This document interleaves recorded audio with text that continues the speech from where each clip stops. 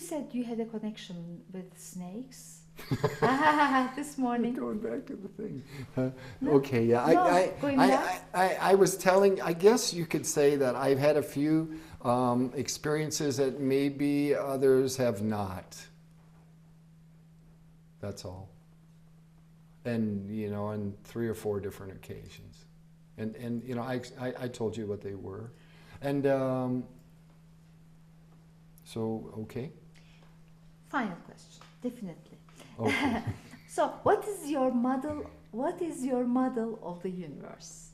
What is my model of the universe? So, there are all these other beings. You said there's a matrix. Where are these beings? Where are the beings that I've talked about? Mm-hmm. Well, within the moment that I experienced them, that's where they were. Where they are now, I don't know.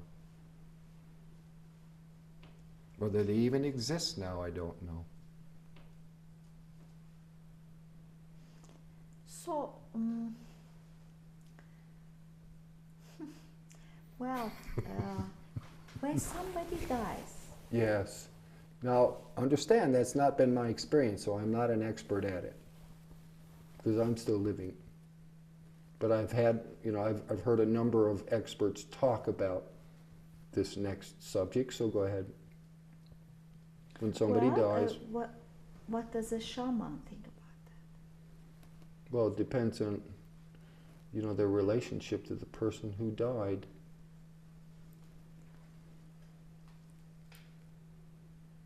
So that's It's a change of consciousness. form. No, it's, I see where you're going. It's a change of form.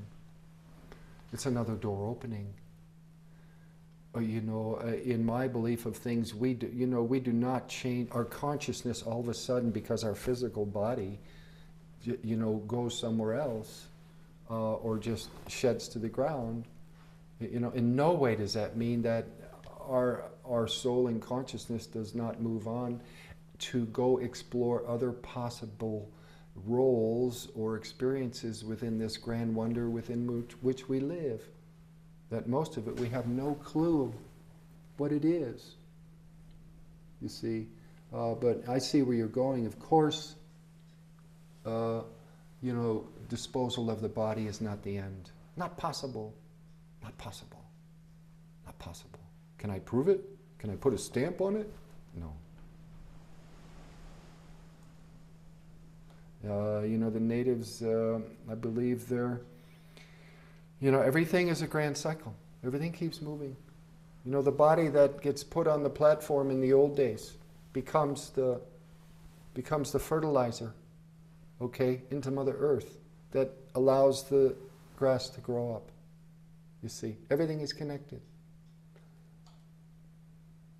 And allows the food to grow up that nourishes the next baby that grows up and then does the same.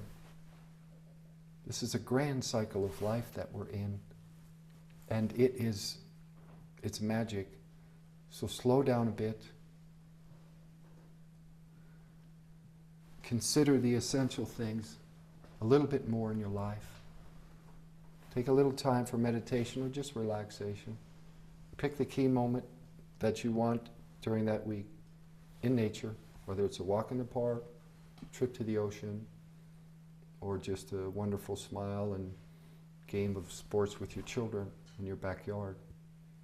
But don't get caught up, as we all are, so much so in this, you know, this grand illusion of having to achieve something to be successful.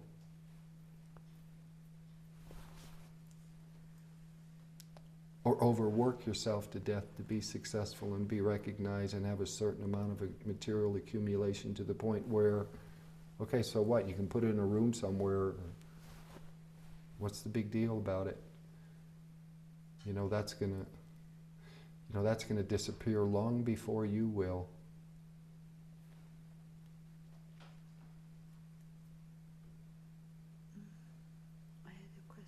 Well, please keep going. Yeah, we got to end it on this kind of crescendo note, you know. Yeah, For the viewing audience.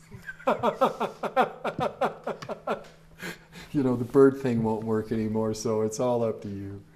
No, I just had a question, but just forgot. You know, so many experts from so many different fields have already commented out that on this subject area of meditation. And meditation, I think, is an application within our life that is important. Because if anything else doesn't happen, you're giving yourself a time and a place to relax. But as you start to do that for yourself and you pay attention to what's going on, you will start to see eventually when you meditate that you are not the body, you are not the mind. So who are you? Well, if this continues to take place for you, then these gaps of who am I start to present themselves in a way where you begin to understand that it's just all a great mystery. And try as you may, as long as you may, I don't think that answer is built into the equation. I think that, you know, part of that answer is always there, whatever level of spirituality you move into.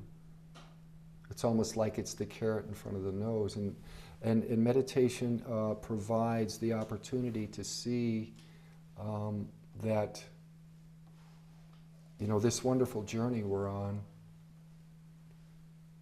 is so rich, and it never ends, and it's just for you. So come in here and find out, or come out there, or, you know, there is no ins and outs to it, but you know, give yourself the opportunity to see a little bit more of why you're here and who are you. And meditation affords that opportunity, because in essence you're saying, I want to put this time aside to investigate, you see. What is it? There are many people who have no idea. What is meditation? That is the grand question for each and everybody, uniquely on its own, waiting for them. There is no blanket answer. I cannot satisfy the populace of Turkey by answering that question. All I can say is conduct the experiment for yourself.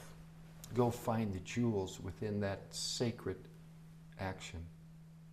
And I will assure you that many sages down through the ages, and also now scientists, will agree that there's a lot of merit in the effort put in to this particular action. Can we say stopping the thoughts?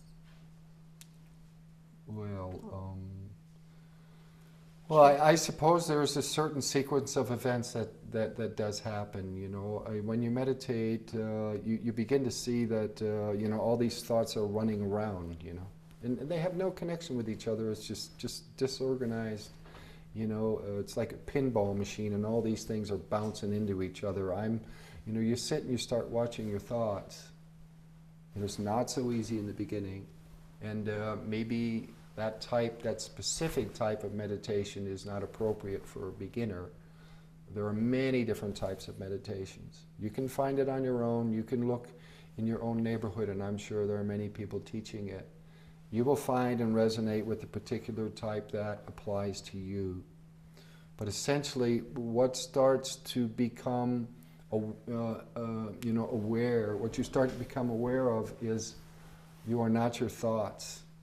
Because how can you be this like disassociative group of thoughts that has no association with each other, that just bouncing in and out of the viewing spectrum?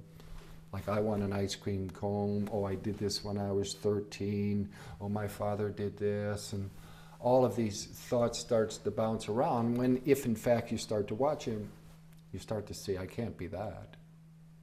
And you start to really see that, in fact, no, it's not possible. I'm not my thoughts. Well, I'm not the body. Well, who am I? And then you are invited to the grand spiritual question of all time, who am I? And do not take it lightly. Like my Guru Shanti Maya always says, about this question. She said, this is the most sacred spiritual question. One of them.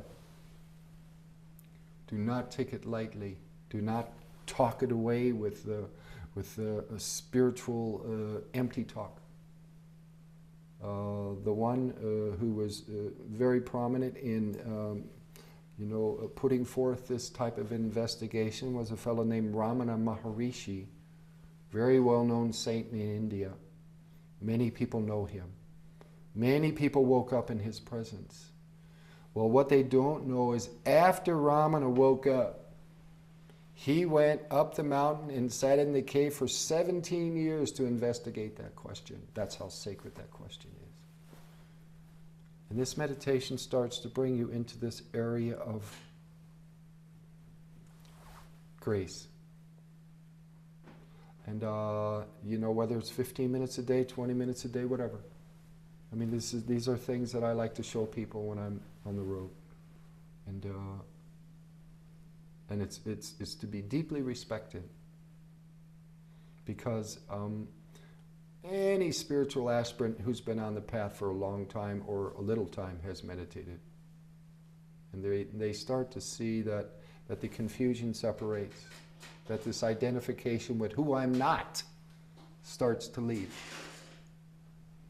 And there is this space, there is this gap to just be with the essential nature of who you are. And that's defined by that person for themselves within that context.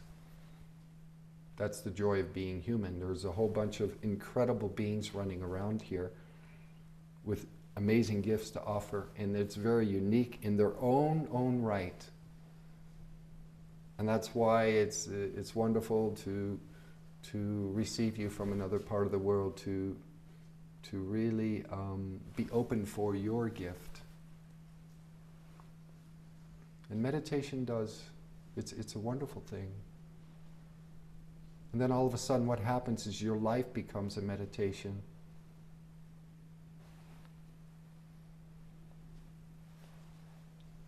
And if people's lives started becoming a meditation, then we would have less difficulty with each other and with who we think we are, because we'll understand that, well, we're not what we think we are, so we shouldn't have so much self-importance behind it to cause trouble for someone else or take something from someone else. Begin to see the futility in that. This is where the human being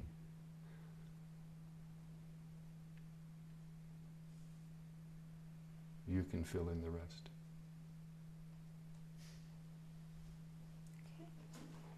Okay? Yeah. Very Good good. enough. Thank you. Thank you.